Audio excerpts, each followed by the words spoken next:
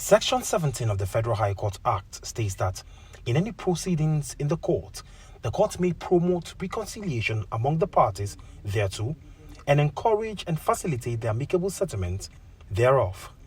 This was the submission of Nnamdi Kanu's lawyer, Aloy Ejimako, before Justice Binta Nyako, following the dismissal of a fresh application by Kanu challenging the jurisdiction of the court to entertain counts 1, 2, 3, 4, 5, 8, and 15 for being unconstitutional.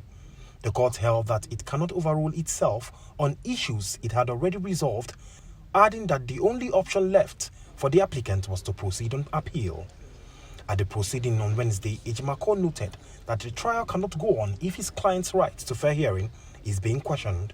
He, however, stated that the defendant has resolved to contempt of court proceedings against the Director General of the SSS for refusing to obey the court orders, directing the service to grant Kanu a safe room for meeting with his lawyers. In response on the issue of Section 17 of the High Court Act 2011, the prosecution lawyer Adegboyega Awomolo, SAN, informed the court that he does not have the instruction of his client to embark on any negotiations with the defendant over the charge. However, the trial judge observed that the court has no problem if parties want to discuss negotiations, and however urged Kanu to approach the AGF, who is the proper person to negotiate with. On the issue of Forms 48 and 49 seeking the imprisonment of the SSS boss for allegedly disobeying the court's orders, Justice Yango held that both applications were not before her, adding that the matter will be looked into when she sees the file. She, however, ordered the service to provide an unbogged space for Kanu to meet with his lawyers each time they were at the facility to prepare him for trial. The National Assembly enacted at that section 17 that reconciliation shall be promoted by the court between parties before the court.